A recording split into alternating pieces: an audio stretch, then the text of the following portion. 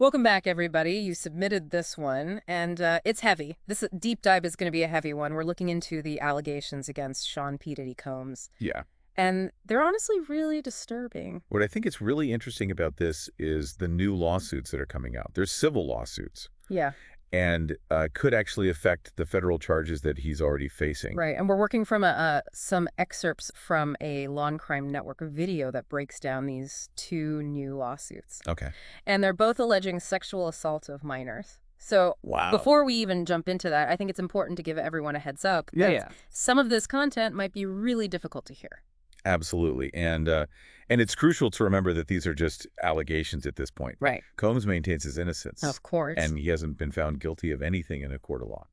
Okay, so just to give us a basis, can you kind of explain how these civil lawsuits work alongside criminal charges? Because I think a lot of people get that confused. Definitely. Yeah, so the federal government's pursuing the criminal charges against him. Right. And those are things like racketeering conspiracy, sex trafficking, transportation to engage in prostitution. Like, these are very serious charges Right. that could carry significant prison time if he were to be convicted. Okay, so those are separate from these lawsuits. Exactly. These are filed by individuals Got it. who are alleging they were harmed by Combs. Okay. And if they win their lawsuits, they could be awarded money. Okay. But it's important to understand that the burden of proof is different in civil cases versus criminal cases. Oh, yeah. Explain that. So in a criminal case, it has to be beyond a reasonable doubt. Correct. But what is it in these cases? It's what's called a preponderance of the evidence, Okay. which basically means that they have to show that it's more likely than not Yeah. that Combs is responsible for the harm that they allege. Okay, so even if he is found not guilty on the criminal charges, he could still lose these civil suits. That's possible, yes. And here's where it gets really interesting. These lawsuits are being filed under a specific New York City law called the Victims of Gender-Motivated Violence Protection Act. Oh, interesting. Okay. Tell me about this law. Why is that such a big deal for these particular lawsuits? Think of it like this. It creates a look-back window for alleged victims. Okay. So even if a lot of time has passed since the alleged incidents, they can still file these civil claims. So even if the statute of limitations has passed, Exactly. this law gives them a chance. Exactly. It's allowing some cases to move forward that might have been impossible before. Wow. Okay, so with all that in mind, let's talk about this first lawsuit. This one involves a John Doe who says he was assaulted by Combs when he was just 10 years old. Oh my God. Yeah, this is really tough. So this alleged incident took place back in 2005, and the lawsuit describes this 10-year-old boy, an aspiring actor and rapper at the time, who went to New York City for this meeting with Combs, and it was arranged by an industry consultant. Okay. So this child was taken to see Combs alone. That's what the lawsuit is claiming. Oh, wow. Okay, so, and then what happened during this meeting? Well, during the meeting, John Doe is alleging that Combs was very complimentary towards him and was asking him, how badly did he want to be a star, what he would do to get there. Right. And John Doe, like any 10-year-old, said he would do anything. Wow. And then someone in the room gave him a soda. Okay. And after he drank it, he started to feel strange and now believes that the soda may have been drugged. Oh, my God. And Combs allegedly assaulted him. This is awful. The lawsuit talks about John Doe having struggled ever since. Yes, he's experienced depression, panic attacks, night terrors. He says that he's been afraid to come forward Right. because of alleged threats that were made by Combs. It's heartbreaking to think about what that kind of trauma could do to a child. It's awful. And so how does this lawsuit tie this into the Gender Violence Act that we were just talking about? Right. So the argument is that because John Doe was a minor, Right. he could not consent to any sexual activity. And because of that, the lawsuit says that the alleged assault caused serious risk and injury, which allows it to fall under this law. Okay, let's move on to the second lawsuit. And this one involves another John Doe who says he was assaulted during an audition for the show Making the Band. Okay. And this was back in 2008. Got it. So this John Doe was 17 at the time. Okay. And he saw this audition as his shot at, making it in the music industry. Right. And he claims that during his first one-on-one interview with Combs, Okay. Combs started asking him inappropriate questions and groping him and telling him to undress. Oh my God. Yeah, so they're really emphasizing the power dynamic here. Yeah. This young guy hoping for his big break meeting with someone like P-Diddy. Absolutely. And the lawsuit is saying that Combs really played up his power in that moment. Right. Really emphasizing that he had the ability to make or break this plaintiff's career. Wow. And on the second day of the audition, The lawsuit says that the alleged abuse escalated. Real- So John Doe claims that Combs forced him to perform oral sex and then sodomized him. This is really heavy stuff. Yeah, and it doesn't stop there. There's allegations about Combs' bodyguard as well. Yeah, the lawsuit is claiming that not only was the bodyguard present during this assault, but also that he participated in the assault. Wow. And after all this John Doe says that he was eliminated from the competition because of how uncomfortable he was during the alleged assault. So basically saying that he was dropped for not complying. That's what he's alleging. Yeah, he's saying that Combs thought he was going to report the incident. Right. Considered him untrustworthy. Wow, so he was kicked off the show because he didn't go along with the alleged abuse. That's a serious claim. Yeah, and what impact did that have on his life, according to the lawsuit? He says that he couldn't go back to the music industry for 7 years after this alleged assault. 7 years. Yeah, and so now he's seeking damages for those lost career opportunities and for his emotional distress. Wow, it's just incredibly disturbing to hear these accounts. And it is striking that both of these lawsuits involve young, aspiring artists, just trying to catch their big break. Right, and it really makes you think about how vulnerable young people are when they're trying to navigate the entertainment industry. Yeah, and what I find particularly chilling in both of these cases is the mention of these unnamed associates. Right. Why aren't these people named in the lawsuit? It's a good question. It just seems odd to leave that out. It does. There are a few possibilities. Mm-hmm. Maybe the plaintiffs just don't know who these people are. Okay. It's also possible that there are ongoing investigations to figure out what their roles were. Or could it be that these people made deals to not be named? Settlements or something. Yeah, exactly. Sure. Settlements or something like that. It's possible, and even if there were settlements, those people could still be called to testify. Oh, that's true. If there's a criminal trial. Okay, and you had mentioned earlier that these new allegations could lead to more charges against Combs. Right. Can you explain that a bit more? Sure. So the current federal charges that he's facing are focused on a specific time period. Okay. But these new allegations, particularly because they involve minors, could lead to what's called a superseding indictment. Okay. So that means that a grand jury could look at this new evidence and decide to add more charges related to these claims. So even though he hasn't been found guilty of anything yet, Yes. these lawsuits are really adding another layer of complexity to this whole situation. Absolutely. Yeah. And even setting aside the criminal trial, these allegations are incredibly damaging to his public image. Of course. It raises a lot of questions about his behavior, whether he abused his power. Yeah, it's hard to imagine him coming out of this unscathed, even if he isn't found guilty in court. No, I think you're right about that. And these lawsuits could also empower other victims to come forward. Absolutely. Yeah, that's what I was just thinking about. Yeah. This could just be the tip of the iceberg. We've seen it before. Absolutely. Where one person's bravery encourages others to share their own experiences. That's right. And it could force the entertainment industry to confront some really uncomfortable truths about power dynamics and the need to protect aspiring artists, especially young people. It really highlights how this is kind of a systemic problem.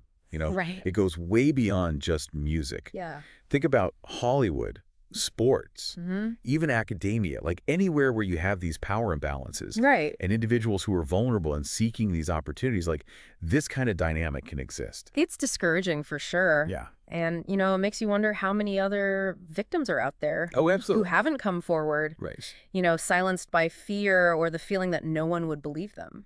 It's a really crucial point. And it takes incredible courage to come forward with these kinds of allegations, especially when you're talking about someone as powerful as Sean Combs. Especially against someone like P-Diddy, And, and let's not forget that the majority of sexual assault allegations go unreported. The statistics are staggering. It's true. So for these individuals to come forward and share their stories so publicly, it's a huge step. It is. It really speaks to their strength and their resilience. Yeah. And hopefully it can inspire others to find their own voice. Yeah. Speaking of voices, though, we haven't really talked about how Combs has responded to all of this. Right. What's his side of the story? Yeah, what have we heard from his team? What have we heard from him? Well, Combs and his lawyers have very strongly denied all of the allegations. Okay. They've put out statements calling out lawsuits publicity stunts. Wow. And facially ridiculous. So they're saying that these are just attempts to get money from him? That seems to be their argument. Yeah. Okay. They've also pointed out that, Combs hasn't been found guilty of any crime. Right. And he's innocent until proven otherwise. Which is true legally speaking. Yes. But public opinion doesn't always wait for a verdict. You're absolutely right. And I think that, the sheer number of allegations coming from multiple people over such a long period of time, it's really difficult to just brush aside. Yeah. It's created this cloud of suspicion that I think is going to be hard to get rid of. Right. No matter what happens with the legal proceedings. It's like that saying, where there's smoke, there's fire. Exactly. Even if that fire hasn't been definitively proven. Right. And the timing of these lawsuits. Yeah. Right in the middle of his other legal troubles. Couldn't be worse. It couldn't be worse.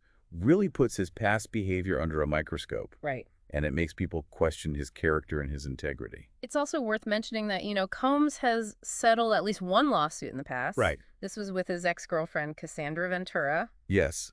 And while a settlement doesn't automatically mean guilt, right, it does show that someone's willing to avoid a public trial. Of course. Likely to protect their reputation. It's a strategic move. It is. But it also leaves people wondering what really happened. Sure. What might he be hiding? Right. Transparency is so important in situations like this. Absolutely. And while Combs' denials, they make sense from a legal point of view. Yeah. They might not be enough to convince the public. Especially now in the #MeToo era. Right. Where there's so much more awareness about sexual abuse. Absolutely. And a greater willingness to believe victims. The culture has shifted significantly. For sure. There's less tolerance for this kind of behavior, and I think a better understanding of how these power dynamics contribute to abuse. It's a positive change, but there's still a long way to go. Absolutely. Especially in industries like entertainment where power is often concentrated in the hands of very few people. That's where I think we need to look at systemic change. Yeah.